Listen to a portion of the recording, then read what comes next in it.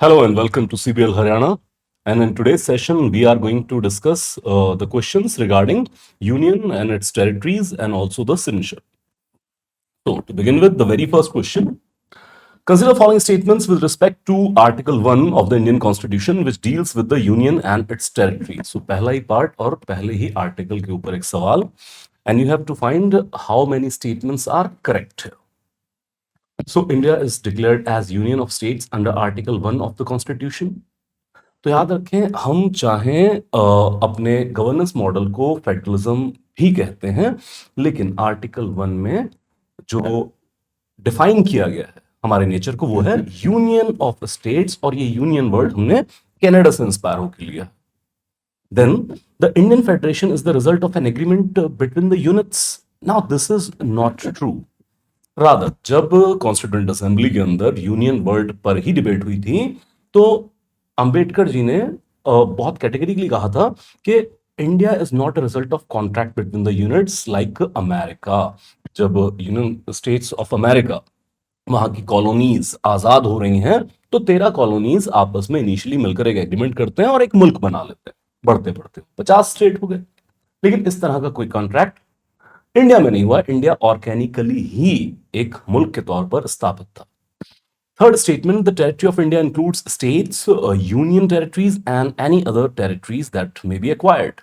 तो याद रखें आर्टिकल 1 के अंदर 3 तरह की टेरिटरी. क्या कहता है आर्टिकल? सबसे पहले भारत देश का नाम बताता है. India that is Bharat shall be a union of states, और उसकी टेरिटरी में इंक्लूड होंगी सारे ही स्टेट्स की टेरिटरी, सारी यूटी की टेरिटरी. तो चाहे स्टेट हो तमिलनाडु, महाराष्ट्र, गुजरात, या फिर UT of Delhi, UT of J and K, Puducherry, ये सब इंडिया का ही पार्ट है. लेकिन इसके अलावा जो ओरिजिनल जब कॉन्स्टिट्यूशन लागू हुआ तब हमारा पार्ट नहीं था. बाद में हमने कोई टेरिटरी एक्वायर की है तो वो एक्वायर्ड टेरिटरी भी इंडिया का पार्ट होगी. जैसे गोवा एक्वायर किया गया, सिक्किम एक्वायर किया गया और बाद में उनको स्टेट्स बना दिया गया. Fourth, the states in India have the freedom to secede from the union as per article 1. क्या आर्टिकल 1 के तहत यहां किसी देश को अलग होने की भी शक्ति प्राप्त है? क्या किसी प्रोसीजर के तहत कोई स्टेट टूटकर अलग मुल्क बना सकता है? An answer is no. याद रखें आर्टिकल 1 के अंदर एक्विजिशन की पावर हमारे पास है, लेकिन आर्टिकल 2 या 3 जिसमें नए स्टेट बनाने की पावर हमारे पास है, लेकिन कहीं पर भी टूट होकर अलग होने का कोई प्रोसीजर नहीं दिया गया है. तो स्टेट्स सीट अलग होकर अलग मुल्क बनाने की पावर एंजॉय नहीं करते हैं, और यही एक इंपॉर्टेंट फिनोमेना है यूनियन होने का भी. So how many statements are correct here? Only 2 statements are correct. Coming to consider following statements with respect to Constitution of India and found how many statements are correct. The Parliament can admit new states into the Union of India or establish new states under Article 2, and it has discretion to decide the terms and admission. Now, very strong statement कि एक तो भारत किसी भी territory को include कर सकता है, नए स्टेट बना सकता है, और फिर पार्लियामेंट के पास ये पावर है, पार्लियामेंट बाय लॉ, और अपनी शर्तों पर. तो याद रखें पार्लियामेंट टर्म्स एंड कंडीशन भी डिसाइड करेगा. ये पावर भी पार्लियामेंट को दी गई है under article 2. Article 3 of the constitution provides that parliament the power to alter boundaries, names and areas of existing states, but it require prior approval from the state legislature. तो क्या article 3 में ऐसा है कि पार्लियामेंट किसी भी state का नाम बदल सकता है, जैसे अभी केरल का केरलम किया गया है, या फिर उनकी बाउंड्री को बढ़ा सकता है, घटा सकता है, ऑल्टर कर सकता है? हाँ, ये पावर पार्लियामेंट के पास है, आर्टिकल 3 में ही है. लेकिन इससे पहले require prior approval from the state legislature. तो क्या स्टेट लेजिस्लेचर का अप्रूवल लेना पड़ता है? तो यहां पर यह बात याद रखेंगे. देखिए यहां पर वर्ड यूज कर दिया है अप्रूवल, तो अप्रूवल नहीं लेना होता है. हां, ऐसा बिल संसद में आने से पहले स्टेट की ओपिनियन के लिए भेजा जाता है. तो आगे वो भी स्टेटमेंट आ जाएगा, अप्रूवल की वजह से ये स्टेटमेंट गलत है. Then a bill for the formation of new states or the alteration of state boundary under Article 3 requires prior recommendation of the President. Now this is correct. Although this bill is an ordinary bill, और ordinary bill को संसद में पेश करने के लिए president की recommendation की जरूरत नहीं होती, लेकिन स्टिल ये एक्सेप्शन है जनरल रूल की, ये ऑर्डिनरी बिल होते हुए भी पहले प्रेसिडेंट की रिकमेंडेशन के लिए जाता है। And then fourth statement, laws made under Article 2 and 3, which involves changes in the first and fourth schedule, are considered an amendment to the Constitution as per Article 368. Now, this is a wrong statement. Rather, इस चीज को clarify करता है article 4 of the Indian constitution. तो basically अगर article 2 या 3 की power के तहत पार्लियामेंट कोई भी नया स्टेट बना रहा है, से आंध्र प्रदेश से तेलंगाना बना दिया, तो भाई जाहिराना बात है शेड्यूल 1 में चेंजेस होंगे, क्योंकि शेड्यूल 1 में लिस्ट है सारे स्टेट और यूटी की, तो एक नई एंट्री आप डालेंगे तेलंगाना के नाम से। और साथ ही शेड्यूल 4 में allocation of seats of Rajya Sabha to the states है, तो अब शेड्यूल 4 में आप एक नई एंट्री डालेंगे तेलंगाना, और फिर कितनी राज्यसभा सीट है वो वहां लिखेंगे। तो शेड्यूल 1 और 4 तो चेंज हो ही रहा है, पर क्या ये 368 की अमेंडमेंट है? तो याद रखेंगे आर्टिकल 4 इसको 368 के जोन से बाहर निकालता है। ये वो जोन है जहां पार्लियामेंट में सिंपल मेजॉरिटी से ही ये अमेंडमेंट हो जाएगी, तो ये 368 की अमेंडमेंट काउंट नहीं की जाएगी। So here how many statements are correct? Only 2 statements are correct. Third question, with reference to Article 3 of the Indian Constitution, which of the following are true? It allows Parliament to form new states or alter the area's boundary or names of existing states, जैसे पिछले question में हमने discuss किया। Yes, article 3 में parliament by law ये काम कर सकता है। याद रखें, एग्जीक्यूटिव कैपेसिटी में नए स्टेट नहीं बनेंगे। ये नहीं कि प्रधानमंत्री जी ने साइन कर दिया, कैबिनेट ने रेजोल्यूशन पास कर दिया और नया स्टेट बना दिया, नहीं, पार्लियामेंट में बाकायदा बिल लाना पड़ेगा। Second statement, the bill under Article 3 can be introduced without the prior recommendation of the president, as we discussed. No, sir. President की prior recommendation की जरूरत है। The state legislature's opinion is mandatory and binding. Mandatory and binding before the introduction of a bill that alters the state boundaries or names. याद रखें, जैसे हमने बात की थी कि स्टेट के पास ये बिल रिकमेंडेशन के लिए जाता, स्टेट के पास रिकमेंडेशन नहीं, स्टेट के पास ओपिनियन के लिए बिल जाता जरूर है, लेकिन वो ओपिनियन बाइंडिंग नहीं है। मान लीजिए किसी स्टेट को तोड़ के एक नया राज्य बना रहे हैं, सपोज आज उत्तर प्रदेश को तोड़कर आप पूर्वांचल निकाल रहे हैं उससे, तो विधानसभा जो है उत्तर प्रदेश की, उसके पास ये बिल ओपिनियन के लिए जाएगा जरूर। लेकिन मान लीजिए उत्तर प्रदेश विधानसभा इनकार कर देगी, नहीं हमें स्टेट नहीं तोड़ना है, तो भी पार्लियामेंट के पास पावर है कि वो एक नया राज्य बना सकते हैं। स्टेट की ओपिनियन बाइंडिंग नहीं है। यहां पर लिखा है opinion is mandatory and binding, no sir. Last statement, the amendments made under article 3 require the approval of the state legislature. नहीं सर, देखिए हमने अभी बात की थी, अगर नया स्टेट बन रहा है उसको तो 368 के अमेंडमेंट भी हम कंसीडर नहीं करते। तो स्टेट्स की जो स्टेट लेजिस्लेचर का अप्रूवल है वो बाइंडिंग नहीं। सो here only one statement is correct. एक बार समझ लेते हैं, अगर नया राज्य बनाना है तो प्रोसीजर क्या है। तो याद रखें, सबसे पहले काउंसिल ऑफ मिनिस्टर एक बिल लेके आएगा जो प्रेसिडेंट के पास रिकमेंडेशन के लिए जाएगा, लेकिन इससे पहले प्रेसिडेंट उसको रिकमेंडेशन दे, कंसर्न्ड स्टेट के पास जाएगा और कंसर्न्ड स्टेट की ओपिनियन मांगी जाएगी। इसके लिए कॉन्स्टिट्यूशन में कुछ दिन मुकर्रर नहीं है, प्रेसिडेंट साहब अपनी तरफ से दिन फिक्स कर देंगे। प्रेसिडेंट को पावर दी गई है, 15 दिन, 25 दिन, 2 महीने, 3 महीने, ऐसे वो दिन दे देंगे कि इतने दिनों में आपने ओपिनियन देनी है। अब ये कंसर्न स्टेट अपनी ओपिनियन देंगे, फिर बिल और ओपिनियन प्रेसिडेंट ऑफिस आएगा, अब प्रेसिडेंट की रिकमेंडेशन मिलेगी इस बिल को, फिर ये बिल लोकसभा और राज्यसभा में इंट्रोड्यूस किया जाएगा, जहां सिंपल मेजॉरिटी से पास होगा, फिर वापस प्रेसिडेंट ऑफिस आएगा, जहां प्रेसिडेंट की असेंट के बाद नया स्टेट क्रिएट कर दिया जाएगा। ये है सारा प्रोसीजर जिससे ये सारी स्टेटमेंट्स आ रही हैं। Coming to, consider the following statements with respect to the reorganization of Indian states after independence and find correct statement as well. धर कमीशन ऑफ 1948, जो कि पहला कमीशन था रीऑर्गेनाइजेशन के लिए, emphasized that the importance of recognizing states on linguistic basis। तो क्या धर कमीशन ने ये सजेशन दिया था कि भाषाई आधार पर राज्य बनाए जाए? और दूसरी स्टेटमेंट है, JVP committee dismissed the idea of recognising states on linguistic basis, और इन्होंने रिजेक्ट कर दिया। तो याद रखें, ये पहली स्टेटमेंट गलत है। देखिए, हो ये रहा था कि उसी दौर में जब हम रीऑर्गेनाइजेशन की बात कर रहे हैं कि नए सिरे से राज्य बनाए जाए नए भारत के निर्माण के लिए, तो उसी वक्त देश के अलग अलग जगहों से ये डिमांड आ रही थी लोगों की कि भाषाई आधार पर राज्य बनाया जाए। एक राज्य में एक जैसी भाषा और एक जैसी संस्कृति के ही लोग होने चाहिए।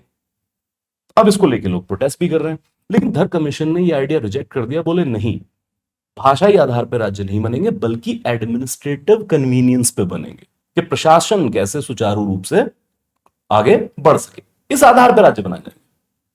और इसी चीज को जेवीपी कमेटी, जिसके मेंबर थे जवाहरलाल नेहरू, वल्लभ भाई पटेल और पट्टाभी सीतारमैया, इन्होंने भी हाईलाइट किया कि लिंग्विस्टिक बेसिस पर नहीं होंगे, बल्कि जो है वो एडमिनिस्ट्रेटिव कन्वीनियंस पे राज्य बनेंगे। तो याद रखें, सेकंड स्टेटमेंट करेक्ट है, क्योंकि जो आइडिया उस वक्त जर्मिनेट हो रहा था सोसाइटी के अंदर के भाषाई आधार पे होंगे, वो जेवीपी कमेटी रिजेक्ट कर रही है।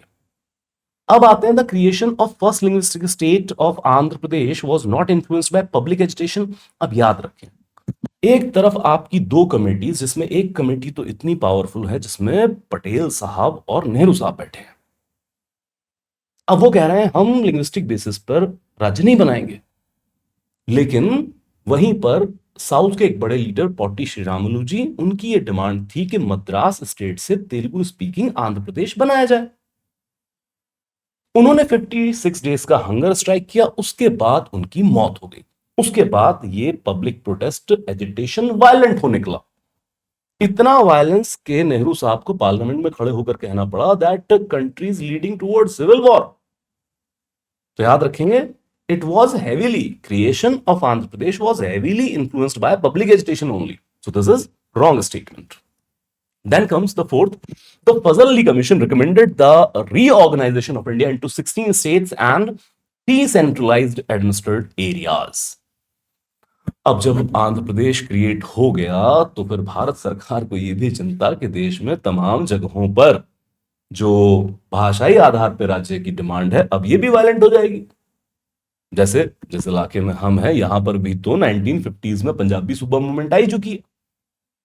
तो फिर एक फजल अली कमीशन बनाया गया, और फजल अली कमीशन ने फाइनली इस चीज को भी केटर किया कि हाँ, भाषा भी एक आधार होगी, लेकिन 16 आधार।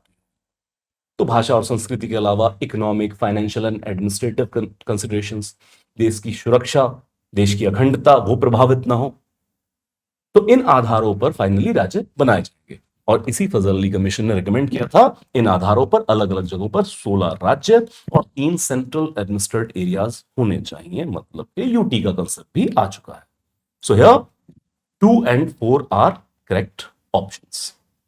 Coming to, which of the following statement is correct regarding the Jammu and Kashmir Reorganization Act 2019? एक तो इस एक्ट और इसके बाद हुए केस से एक इंपॉर्टेंट चीज याद रखें कि जम्मू एंड कश्मीर के ही मामले में supreme court held that under article 3 parliament also enjoys the power to convert a state into UT. भारतीय संसद आर्टिकल 3 की पावर के तहत किसी स्टेट को यूटी में भी बदल सकती है और यूटी को स्टेट में बदल सकती है। अब आते हैं बाकी जम्मू एंड कश्मीर के ऊपर। तो Jammu and Kashmir was reorganised into 3 UTs. मेरा ख्याल आपको पता है 3 नहीं 2 यूटी में बदला गया है। एक है UT of J and K with legislature, of course Vidhan Sabha है वहां पर, उमर अब्दुल्ला सीएम है, और दूसरी है लद्दाख यूटी।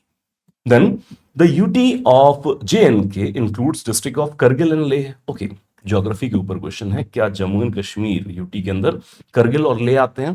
पैलेटेंटली रॉन्ग। याद रखें, करगिल और लेह 2 डिस्ट्रिक्ट को मिलाकर ही बना है Ladakh. Then Jammu and Kashmir High Court became the common high court for both J&K and Ladakh. Statement correct है। याद रखें, इससे पहले ट्रेडिशनली सिर्फ दिल्ली ही एक ऐसी यूटी थी जिसके पास अपना हाई कोर्ट था। बाकी सभी यूटीज को एडजेसेंट स्टेट के हाई कोर्ट से अटैच किया हुआ है, जैसे Chandigarh is attached with Punjab and Haryana high court. अब जम्मू एंड कश्मीर के विघटन के बाद Jammu and Kashmir high court Ladakh और जेएनके दोनों को as a high court serve कर रहे। Then Ladakh is given special status under schedule 6 of the constitution of India. भाई हो गया है ये डिमांड केटर। अब ये नहीं पता ये हो जाए, हालांकि गवर्नमेंट ऑफ इंडिया का स्टैंड तो बिल्कुल उसके बरखिलाफ है, लेकिन अभी तक स्पेशल स्टेटस नहीं दिया गया है। याद रखें शेड्यूल 6 का प्रोटेक्शन सिर्फ 4 नॉर्थ ईस्टर्न स्टेट को है, असम, मेघालय, मिजोरम, त्रिपुरा, ज्यादा ऑटोनॉमी डिस्ट्रिक्ट काउंसिल्स। अब लद्दाख के अनरेस्ट के पीछे भी एक मेन वजह, एक मेन डिमांड तो यही है कि Ladakhi people are demanding protection under schedule 6, जिसको देने के लिए सेंट्रल गवर्नमेंट तैयार नहीं है।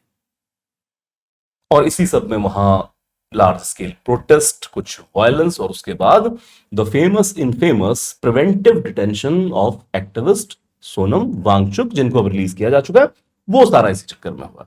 तो याद रखें शेड्यूल 6 की प्रोटेक्शन की डिमांड है, बट अभी लद्दाख को शेड्यूल 6 में शामिल नहीं किया गया है।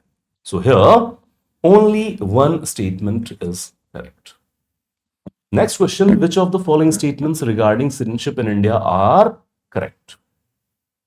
The citizenship in India is governed by the principle of just solely, only. ये only वाले चीजों से जरा सावधान रहा करें। Just solely right of birth within the territory। याद रखें दुनिया भर में सिटीजनशिप के जब रूल्स, रेगुलेशन, प्रिंसिपल्स बनाए जाते हैं, लार्जली दो थियरी फॉलो करते हैं। एक है जस्ट सॉली कॉन्सेप्ट। सॉली मतलब होता है, सॉली मीन्स सॉइल, कि उनकी धरती पर अगर किसी का जन्म हो रहा है, उनकी धरती पर कुछ टाइम से ज्यादा कोई रह ले तो एलिजिबल हो जाएगा सिटीजनशिप के लिए। फिर दूसरा कंसेप्ट फॉलो करते हैं just sanguine. Sanguine means blood. तो ब्लड के आधार पर आप वंशानुगत समझ लें कि अगर माँ या बाप या माँ बाप दोनों इंडियन हैं तो बच्चे को ब्लड के आधार पर भी सिटीजनशिप मिल जाएगी, चाहे उसका जन्म भारत में नहीं ऑस्ट्रेलिया में हो रहा है। तो इंडिया भी इन दोनों ही कंसेप्ट को फॉलो करता है। हेंस जब ओनली लिख दिया तो पहली स्टेटमेंट गलत हो गई है। Second, the president of India is referred to as the first citizen of India. भाई फैक्ट है, याद कर लें।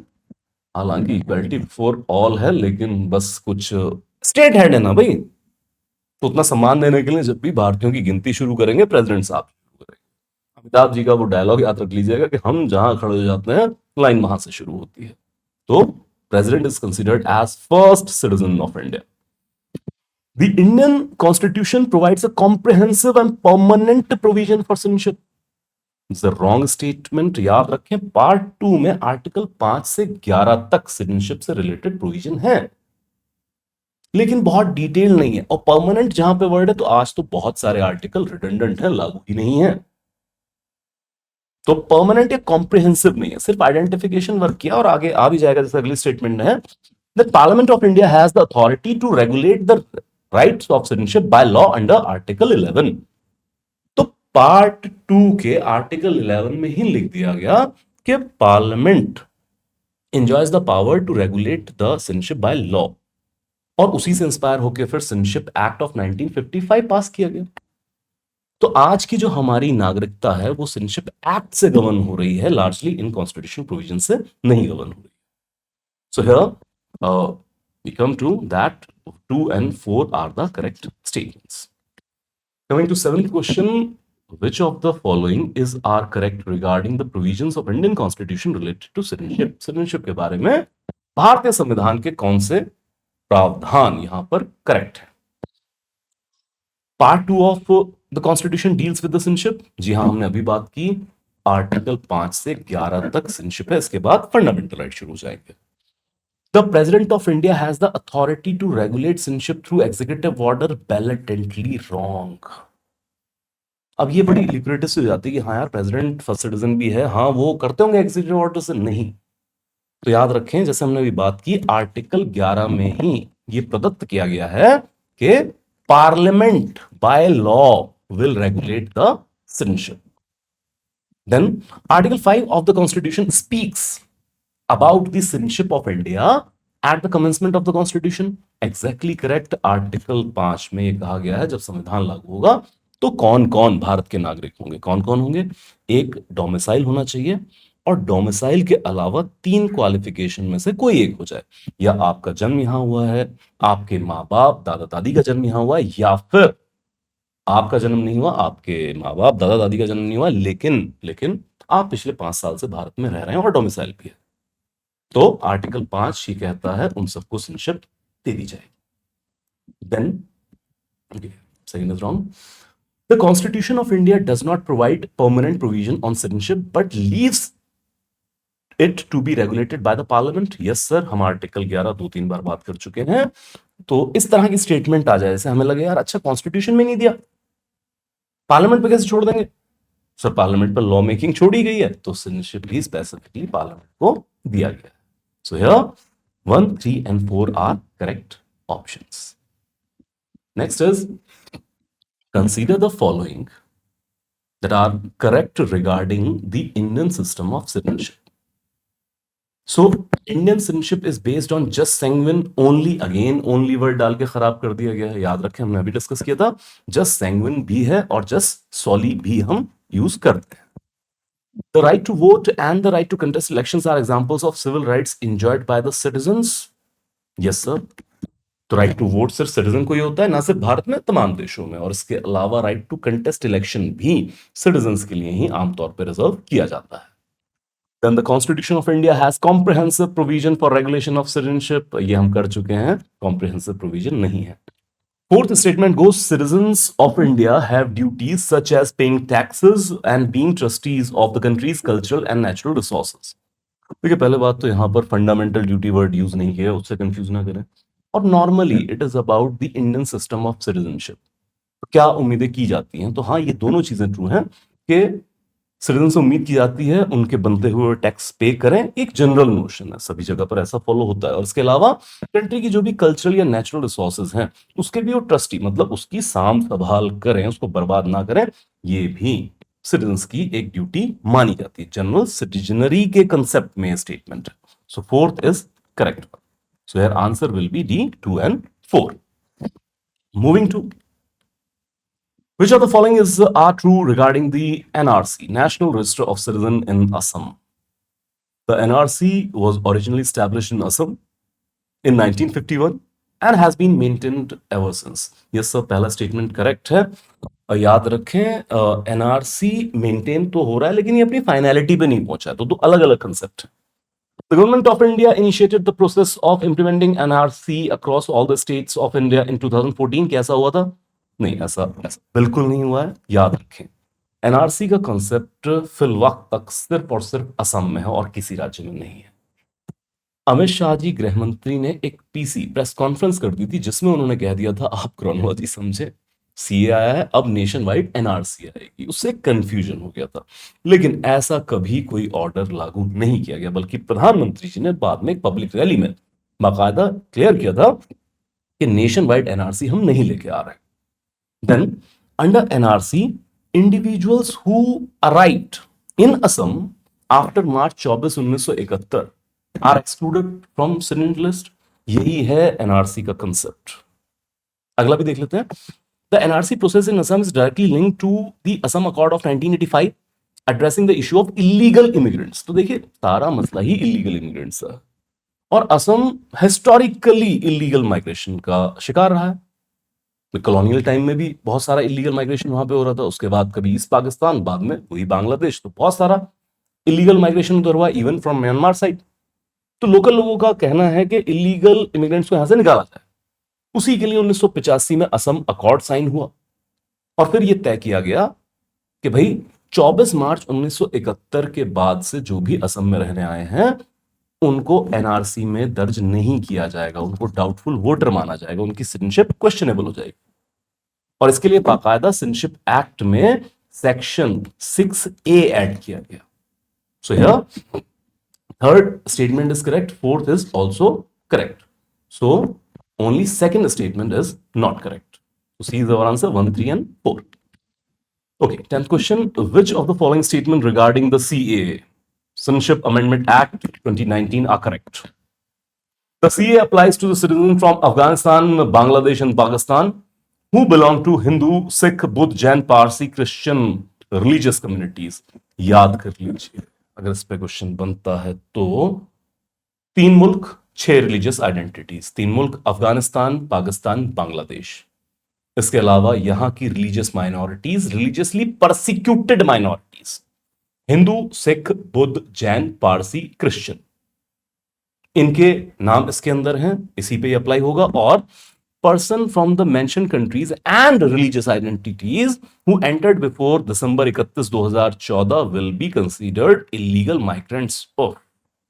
यही प्रॉब्लम हो गई, they will not be considered illegal migrants. So second statement is incorrect. The CA reduces the period of naturalization to 5 years for those covered under the act. Yes, it is true. And CA rules were notified by the center in March 24 to begin implementation. Yes, it is also correct. Now see the thing. India का ये कहना है कि इन तीन मुल्कों से ये religious minority ये बहुत सारे इंडिया में आ चुके हैं, क्यों वहां इनको परसिक्यूट किया जा रहा है, धर्म की आइडेंटिटी के आधार पे मारा जा रहा है। और ये काफी हद तक सच भी है। अभी पीछे बांग्लादेश में जो सारा केओस हुआ था उसमें देखेंगे कितना रिलीजियस वायलेंस भी हुआ है। तो भाई अब इंडिया हेल्प आउट करना चाहता है, तो रूल ये कहता है कि 31 दिसंबर 2014 से अगर पहले आप आए हैं इंडिया के अंदर तो नेचुरलाइजेशन का पीरियड 5 साल। अब देखें 2014 की एंट्री डेट, 2019 में लॉ पास हो रहा है, 5 साल तो वैसे ही हो गए, तो सिटीजनशिप प्रोवाइड कर देंगे। लेकिन प्रॉब्लम ये रही कि किसी भी एक्ट को लागू करने के लिए रूल्स नोटिफाई करने होते हैं, किस अथॉरिटी के पास अप्लाई करेंगे, क्या कागज लगेंगे, कौन डिसाइड करेगा। पर ये रूल बहुत लेट, मतलब 2019 में एक्ट आया तो तभी बन जाने चाहिए थे, लेकिन इसके रूल नोटिफाई हुए हैं 2024 में, तो असल में इसका इंप्लीमेंटेशन 2024 से लगा। So answer is B, that is 1, 3 and 4 only. Coming to, which of the following statements regarding the Supreme Court's ruling on Section 6A of the Citizenship Act 1955 are correct? इस पे सुप्रीम कोर्ट की ruling है तो current affair पे base होकर question आ सकता है। कौन सा? असम अकॉर्ड वाली ही ये गेम है, एनआरसी वाली ये गेम है। The Supreme Court held that Section 6A of the Citizenship Act 1955 as unconstitutional void. पहला ये याद रख लीजिए, no. Supreme Court rather upheld the constitutional validity of 6A. Then 6A confers the citizenship to immigrants who entered Assam after January 1, 1971. नहीं sir, हमने अभी बात की। सेक्शन 6A तो ये कहता है कि जो जनवरी, सॉरी यहां पर जनवरी भी गलत लिखा हुआ है। सेक्शन 6A कहता है कि 24 मार्च 1971 के बाद जो भी असम में एंटर हुए हैं उनको सिटीजनशिप नहीं दी जाएगी, उनका नाम एनआरसी में नहीं होगा। Then the provision was inserted in the act to implement Assam Accord. Yes, it is. And then the court ruled that cutoff date for citizenship Assam violated the Article 14. Sir अगर Article 14 की violation करता तो फिर unconstitutional declare करते, फिर upheld कैसे करते? तो ये भी गलत है। The answer is only one statement is correct. याद रखिए सेक्शन 6A क्या है सिटीजनशिप का, जैसे हमने बात की कि असम अकॉर्ड में तय किया गया कि 24 मार्च 1971 के बाद जो असम में एंटर किए गए हैं उनका नाम एनआरसी में नहीं होगा, उनकी सिटीजनशिप क्वेश्चनेबल हो जाएगी, उनको डाउटफुल वोटर के तौर पर रजिस्टर कर देंगे। इसी चीज को इंप्लीमेंट करने के लिए यही बात लिखी गई सेक्शन 6A में। अब कुछ लोगों ने चैलेंज कर दिया, जी सिर्फ असम के लिए ऐसा रूल क्यों है, ऐसी कट ऑफ डेट किसी और राज्य में नहीं है तो असम के साथ डिस्क्रिमिनेशन हो रहा है। लेकिन सुप्रीम कोर्ट ने कहा असम की यूनिक डेमोग्राफी को देखते हुए, यूनिक उसकी जो प्रॉब्लम है उसके सोल्यूशन के लिए यूनिक लॉ चाहिए असम को। Hence, Supreme Court upheld the validity of Section 6A. Which one of the following is the correct chronological order of the states to be imparted the status of complete state under the Union of India?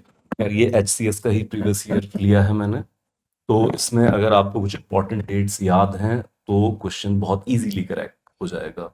जैसे पहली statement देखें, हरियाणा बना है 1966 में, इतना तो हमें पता है, लेकिन सिक्किम तो एक्वायर ही 1974-75 में जाके हुआ है, तो ये तो गलत ही है। आ जाइए अगला, तो अगला अब इसमें अगर हम देखें नॉर्थ ईस्ट का पहला स्टेट बन रहा है 1963 में, 1966 में आ गया हरियाणा। सिक्किम आ रहा है 74-75 में, चलिए स्टेटहुड 75 में। Then Arunachal Pradesh 1987। So this is the correct chronological order. अब आपसे गुजारिश ये कि आप क्योंकि HCS देने जा रहे हैं तो प्लीज इस तरह का बहुत स्टैटिक सवाल वहां पर आ जाता है, तो जो स्टेट्स की क्रोनोलॉजी है बनने की, जैसे 60 में बन गया Maharashtra, Gujarat and so on, उस पर एक बार नजर मार लीजिएगा। बहुत ज्यादा ईयर याद ना रहे, आपको क्रोनोलॉजी याद होनी चाहिए।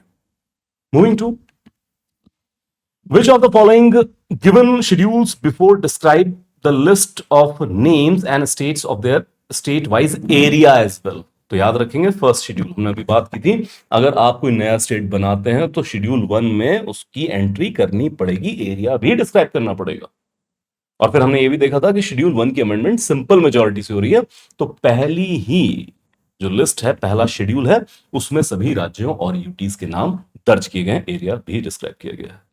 Then coming to a bill for the purpose of creating new states in India must be passed bye.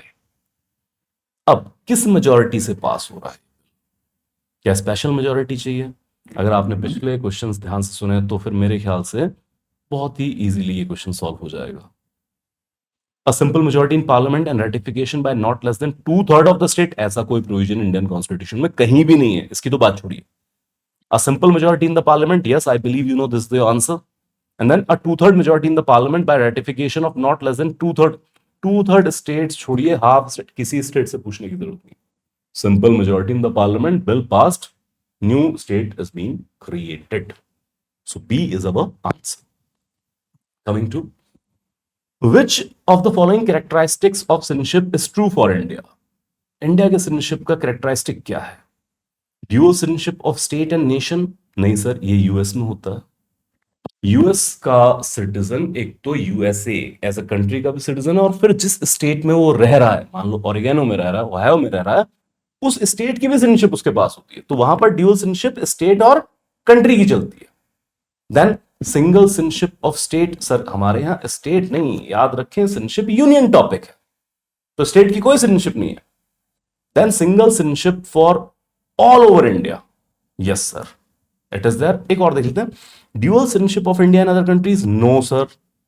याद रखें आर्टिकल 9 और साथ में आपका सिटीजनशिप एक्ट 1955 का टर्मिनेशन ग्राउंड, ये क्लियर कट मेंशन करता है कि अगर भारत के किसी भी सिटीजन ने किसी और देश की सिटीजनशिप ले ली तो इंडिया की सिटीजनशिप टर्मिनेट कर दी जाएगी। No dual citizenship of state और कंट्री और another country as well, single citizenship of India only. By the way, single citizenship का कॉन्सेप्ट हमने कहां से लिया? याद रखेंगे, यूके से लिया है। Then as per the first article of the Indian Constitution, India is group of states, federation of states, confederation of state और union of states। ये भी प्रीवियस ईयर क्वेश्चन है और हम पहले डिस्कस कर चुके हैं। It is union of state, although we have federalism in our system, but the word under article 1 is used union of states. Then coming to in the constitution, our nation has been mentioned. Now, this is again asked multiple time at state level. क्या कहा गया है? Article 1 से ये inspire है, Bharat and India, only India, Hindustan India, Bharat Hindustan India. तो समझ लीजिए इस मुल्क को आप भारतवर्ष बुलाएं, जम्मू द्वीप बुलाएं, या मेरे जैसे नासमझ लोग जो हिंदुस्तान जिनके मुंह से निकलता रहता है, ये हमारे कुछ हिस्टोरिकल कल्चरल नेम हो सकते हैं। जो कॉन्स्टिट्यूशन के आर्टिकल 1 में है, भारत एंड इंडिया, ये दोनों शब्द यूज किए गए हैं, बल्कि यूज किया गया है India that is Bharat shall be a union of states. So इन दोनों में से आप कोई भी वर्ड यूज कर सकते हैं constitutionally speaking. Moving to which is the first ever state constituted on linguistic basis. अब थोड़ी देर पहले हम डिबेट कर रहे थे क्या लिंग्विस्टिक बेसिस पर नकार दिया गया था, लेकिन आपको याद है ना, फजल अली कमीशन ने उसको केटर भी किया था, one of the main pillar बनाया था अपार्ट फ्रॉम अदर थिंग्स। तो याद रखेंगे आंध्र प्रदेश, जी हाँ, पौटी श्रीरामुलु जी की हमने बात की है, जो बैठे थे इस धरने पे के मद्रास से तेलुगु स्पीकिंग आंध्र प्रदेश अलग हो। तो पहला जो लिंग्विस्टिक बेसिस बना वो आंध्र प्रदेश ही बना था। अच्छा, इसमें भी एक चीज याद रखें, अगर आपसे सिंगल लाइनर वो पूछ लें, वैसे तो हम फजल अली कमीशन के डिफरेंट ग्राउंड देख चुके हैं, लेकिन अगर फिर भी आपसे पूछ लें कभी कि सिंगल लाइनर बताओ किस बेसिस बने, तब आप बेशक कह दीजिएगा भाषाई आधार पे बने हैं, लिंग्विस्टिक बेसिस पे बने हैं। कई बार होता है ऑब्जेक्टिव आंसर हम एक लाइन ड्रॉ कर लेते हैं, सब्जेक्टिव आंसर उसका डिफरेंट होता है। Coming to according to the citizenship act 1955, by which of the following ways can a person lose the citizenship of India. तो याद रखेंगे सिटीजनशिप एक्ट के अंदर 5 ग्राउंड हैं सिटीजनशिप हासिल करने के, 3 ग्राउंड हैं सिटीजनशिप लूज करने के। तो इसमें टर्मिनेशन, रिनंसिएशन, डेप्रिवेशन तीनों ही है। जैसे रिनंसिएशन क्या है? Self act, this is your self act. आप खुद से जाएं रजिस्ट्रार ऑफिस, एक फॉर्म मिलता है, भरते हैं, आप सिटीजनशिप छोड़ते हैं, ये आपका सेल्फ एक्ट है, रिनाउंस कर दिया आप। दूसरा है टर्मिनेशन, हमने भी बात की थी, अगर इंडिया का कोई सिटीजन किसी और देश की सिटीजनशिप ले ले तो उसकी सिटीजनशिप को टर्मिनेट कर देंगे, खत्म कर देंगे। और तीसरा, डेप्रीवेशन। अलग अलग ग्राउंड है। जैसे मान लीजिए किसी ने सिटीजनशिप एक्वायर की bye fraud, concealment of facts, झूठ बोल के जाली दस्तावेज लगा के सिटीजनशिप ले ली, तो उसकी सिटीजनशिप को पता लगने पर हम कि वो जाली है, डिप्राइव ऑफ कर देंगे। तो याद रखेंगे, renunciation, termination, deprivation. So all three are the grounds. Next is consider the following statements regarding the union and states in India and find how many of the statements are correct here. The constitution refers to India as federation of states. Sorry sir, हम बात कर चुके हैं, it is union of states. Article 1 specifies the country's name as India, that is Bharat. Yes sir, it is there. Now comes the magical. India is an indestructible union of destructible states. तो याद रखेंगे ये statement correct है। Mains में सीधा एक सवाल statement base भी हो सकता है इसके ऊपर। डिस्ट्रक्टिबल स्टेट्स, क्योंकि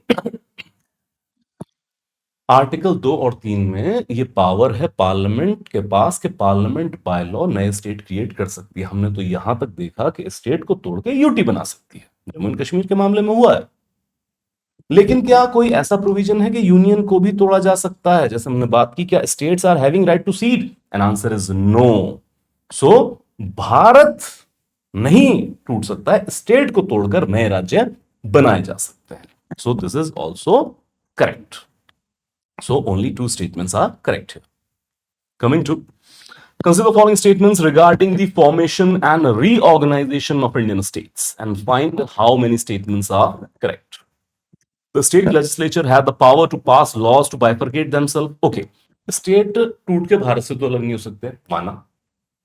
तो क्या स्टेट लेजिस्लेचर के पास ये पावर है वो खुद को बाइफरकेट कर ले कि कल को उत्तर प्रदेश विधानसभा ही लॉ पास करके उत्तर प्रदेश के 2 या 3 हिस्से कर दे? Answer is no. तो जो हमने आर्टिकल 3 में प्रोसीजर पढ़ा था कि काउंसिल ऑफ मिनिस्टर प्रेसिडेंट की रिकमेंडेशन के बिल लाएगा, फिर प्रेसिडेंट स्टेट की ओपिनियन लेंगे, फिर लोकसभा राज्यसभा से बिल पास होगा, सिर्फ वही एकमात्र तरीका है भारत में नए राज्य बनाने का। तो स्टेट को अगर बाइफरकेट या ट्राइफरकेट करना है, उसके 2 या 3 हिस्से करने हैं, तो पार्लियामेंट के पास ये पावर है, स्टेट लेजिस्लेचर के पास ये पावर नहीं है।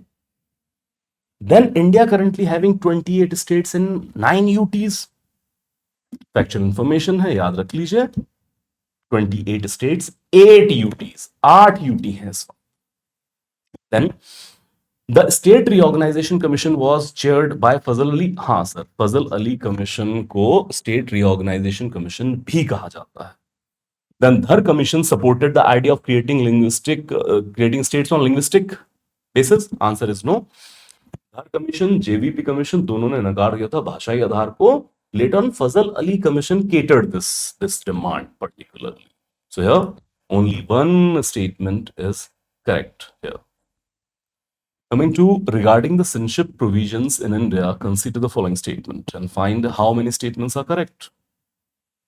The Indian Constitution specifies those who are citizens at the time of commencement, but does not detail citizenship criteria for those acquired after it. Yes, sir. क्योंकि जो citizenship acquire कर लेंगे उसके बाद आने वाले समय में सिटीजनशिप एक्ट लागू किया गया है जो पार्लियामेंट ने पास किया है। Then an individual will not be considered an Indian citizen if they voluntarily acquire the citizenship of another country. Yes sir, article 9 भी कॉन्स्टिट्यूशन में कहता है नो ड्यूल सिटीजनशिप, और सिटीजनशिप एक्ट का ग्राउंड टर्मिनेशन वो इसी आधार पे है कि अगर किसी और कंट्री की सिटीजनशिप ले ली तो इंडिया की सिटीजनशिप खत्म कर दी जाएगी। So an individual will not be considered Indian citizen if they voluntarily acquire. Yes sir, it is correct. Then both the parliament and state legislature are authorised to enact laws for citizenship matter. ये concurrent topic नहीं है, this is just a union topic. So only parliament is empowered to make laws for citizenship. State legislature ऐसा law नहीं बना सकते। Under the citizenship act 1955, by which of the following ways can a person become a citizen of India? See, 2 important चीज याद कर लीजिएगा। Odd one out का question आता है प्री के अंदर। 5 ग्राउंड सिटीजनशिप एक्वायर करने के, 3 छोड़ने के। 3 छोड़ने के हम देख चुके हैं, रिनंसिएशन, टर्मिनेशन, डेप्रिवेशन। अब 5 ग्राउंड क्या क्या है? By birth, registration, descent, incorporation of territory and naturalisation, पांचों के पांचों ही ग्राउंड हैं, और यही सिर्फ 5 ग्राउंड है सिटीजनशिप एक्ट के तहत सिटीजनशिप एक्वायर करने के। बाय बर्थ मतलब जिस बच्चे का जन्म भारत में हुआ हो, बाय डिसेंट मतलब माँ और बाप इंडियन सिटीजन है लेकिन शायद बच्चे का जन्म यहां नहीं हुआ। सपोज एक इंडियन कपल है, ऑस्ट्रेलिया में रह रहा है लेकिन सिटीजन इंडिया का ही है, अब वहां बच्चे का बर्थ हो जाए तो इंडियन सिटीजनशिप बाय डिसेंट उसको मिल जाएगी। फिर आता है रजिस्ट्रेशन, डिफरेंट डिफरेंट ग्राउंड्स है। जैसे अगर आप ओसीआई कार्ड होल्डर हैं तो 5 साल इंडिया में रहें, या फिर अगर आप मैरिज बेसिस पे सिटीजनशिप चाहते हैं, किसी फॉरेन के पर्सन ने इंडियन सिटीजन से मैरिज कर ली, अब वो इंडियन सिटीजन चाहते हैं मैरिज बेस पे, तो पहले 7 साल इंडिया में स्टे करना पड़ेगा फिर सिटीजनशिप मिलेगी। तो ऐसे डिफरेंट ग्राउंड्स हैं। फिर आ जाता है इनकॉर्पोरेशन ऑफ टेरिटरी। सर आपने गोवा एक्वायर किया 1961 में, तो जितने भी गोवा के रहने वाले थे उनको पकड़ के अरेबियन सी में तो नहीं फेंक दिया ना, उनको भी इंडियन सिटीजनशिप दे दी गई। ऐसे ही सिक्किम, तो वहां के रहने वाले सारे आज इंडियन सिटीजन हैं, that is incorporation of territory. और साथ में नेचुरलाइजेशन, अगर कोई भारत में लंबे समय रहे, लंबा समय 11 साल स्टे करता है, तो नेचुरलाइजेशन के थ्रू सिटीजनशिप अप्लाई कर सकता है। तो here all are the grounds to acquire citizenship. Last question, consider the following pairs regarding the citizenship related provisions. Haryana article के questions. Article 6, rights of person migrating from Pakistan to India. 8, right of person Indian origin residing outside India. 10, continuance of citizenship rights despite acquiring foreign citizenship। तो कितने correctly match हुए? देखिए आखिरी वाला तो rule out कर दीजिए क्योंकि क्लियर कट है। आर्टिकल 9 हम कई बार बात कर चुके हैं, no dual citizenship.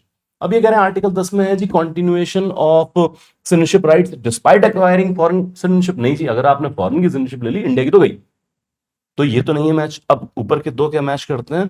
Yes, article 6 में ये चीज थी कि जो भी person irrespective of the religion bye the वे पाकिस्तान से माइग्रेट करके इंडिया आएंगे तो उनको सिटीजनशिप दे दी जाएगी। एक तारीख मुकर्रर की गई थी 19 जुलाई 1948।